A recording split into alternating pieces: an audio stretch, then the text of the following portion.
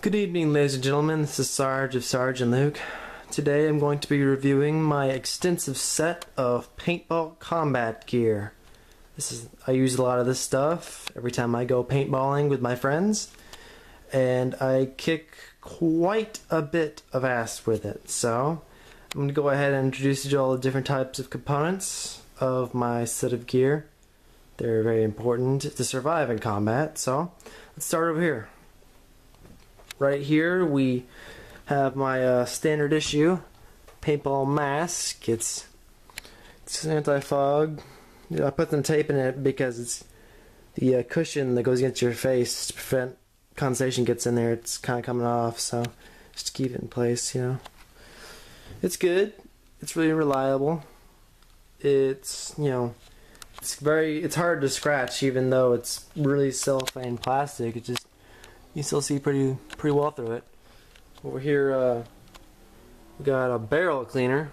This stuff's important because a lot of times after shooting a long time or with really mediocre paintballs, it gets clogged up or kind of dirty. So you gotta put this in some sort of cleaning solution. Just rub it down the barrel. It's really neat. Extensive large magazine hopper. Holds about 200 rounds. Goes on top of the gun, gravity fed. Over here is your lifesaver, my paintball ammunition pod pouch. I call it tactical commando vest. They store these pods. The pods hold about 150 to 200 paintballs, depending on the caliber.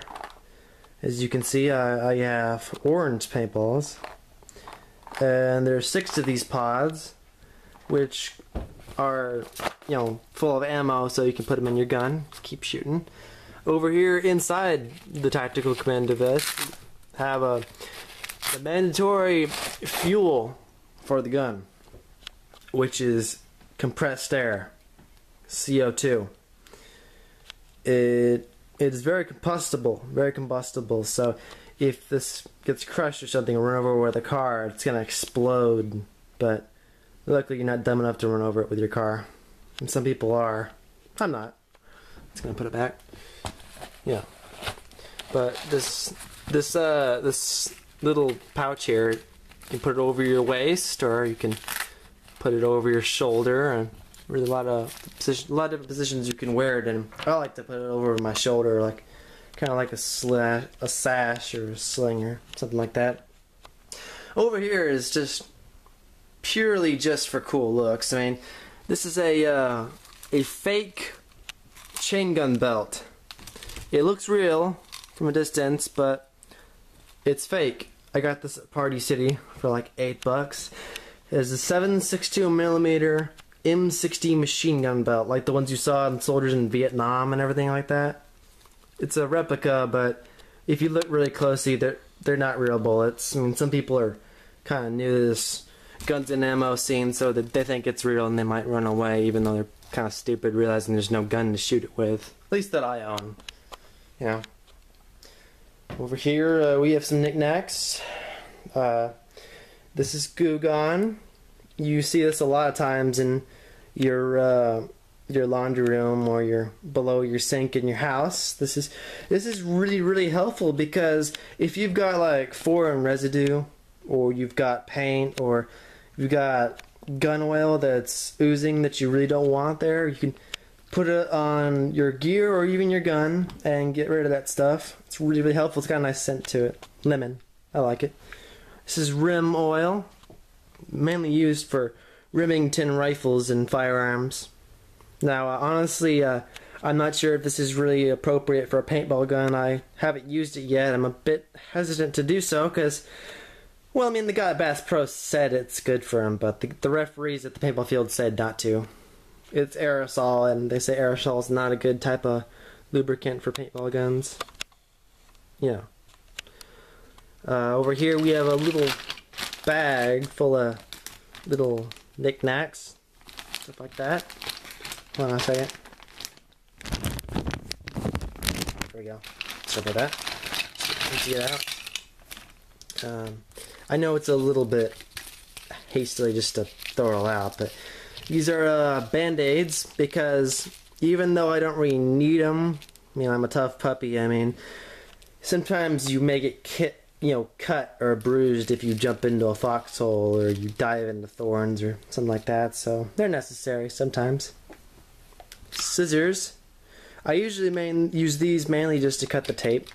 Tape for things like fusing your mask back together if it breaks, or using it to mark different types of, team colors. This is black, of course. You don't usually see that, but scissors to cut that.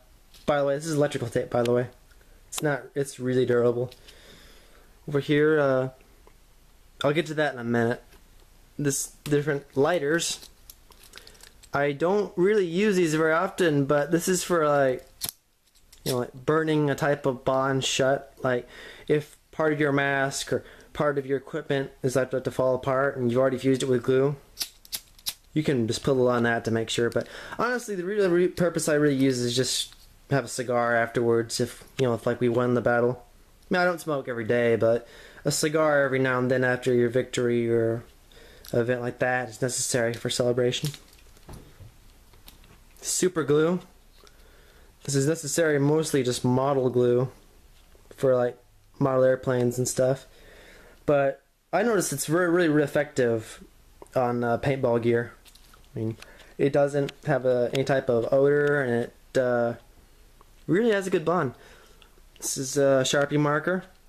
This is mainly to write badass stuff on my gear. Like, for example, I'm gonna try to write this message on my bag saying, "In Vietnam, the wind doesn't blow.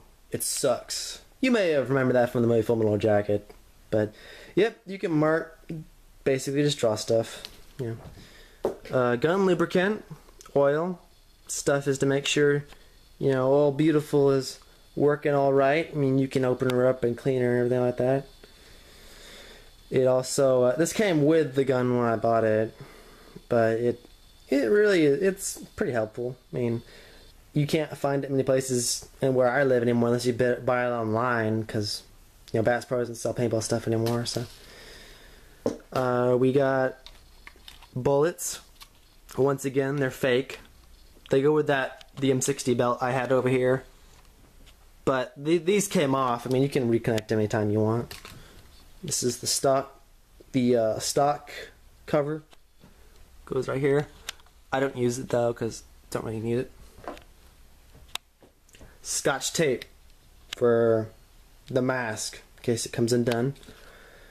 Air Force sunglasses. As you can see, there's an airforce.com insignia on it and the Air Force emblem right there. Yeah, it's cool. I mean, they look neat and all. And M60 belt link. That's all my little knickknacks except for this one. This mainly is just part of the gun, but like I said, I will get to that later. Hang on a second. These are CB radio communicators.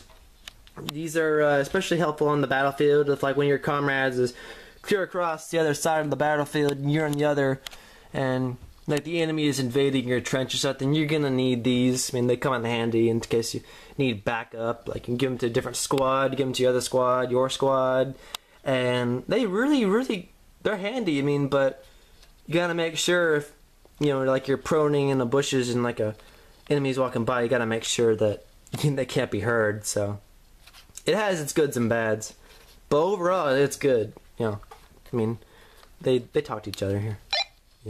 I keep it on channel too. Hang on a second. Check this out. Yo. You may not be able to hear it with the camera quality, but they are talking to each other. Let's turn these off. Okay. What else? Fingerless gloves. I don't really need them because I don't mind being shot in the hand, but they're simply just for style. I mean, they look cool, make you look badass.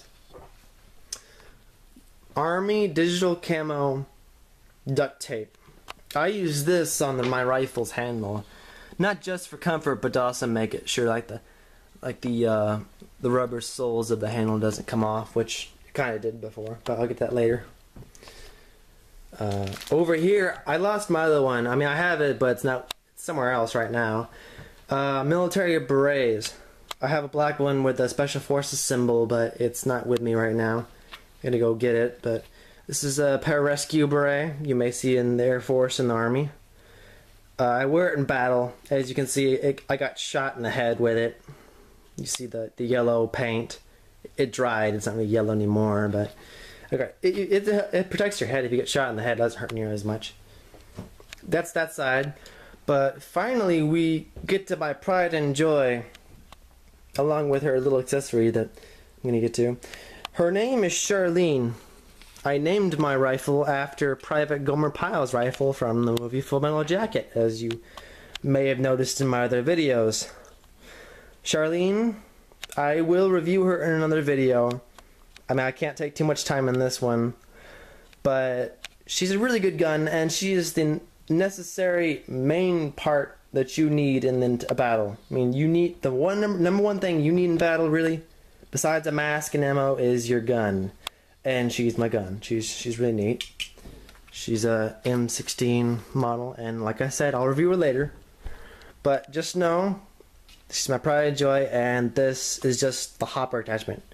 You simply just put it over the chamber, like this. Just like this. It's hard to do with the camera. And it snaps on, and the bullets go in. And finally, I have my uniform I wear. Winter camouflage pants that the Marines in the movie The Rock wore, which was a pretty badass movie, even though Nicolas Cage kind of made it really bad acting and kind of ruined it. It was cool, but... And we have a Tropic Thunder t-shirt, which I've had since I was 15 years old. Very, very, very old. It still has the skull with the beret on it, along with the Tropic Thunder emblem. It also was a stupid movie, but just like The Rock. Hold on a second. Just like The Rock, it's a fun to watch movie. And this thing, I don't really use it, but it's a barrel plunger, so something gets stuck in there. Well, alrighty. I think that's all I really need to cover right now for my paintball gear. This stuff is extremely, extremely necessary and important if you're going to survive in a paintball battle.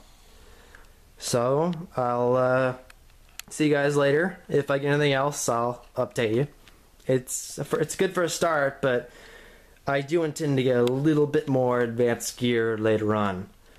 I mean, maybe from the internet instead of frickin' Bass Pro, because they don't sell shit like that anymore. So, alrighty, well, I'll see you later. Peace out.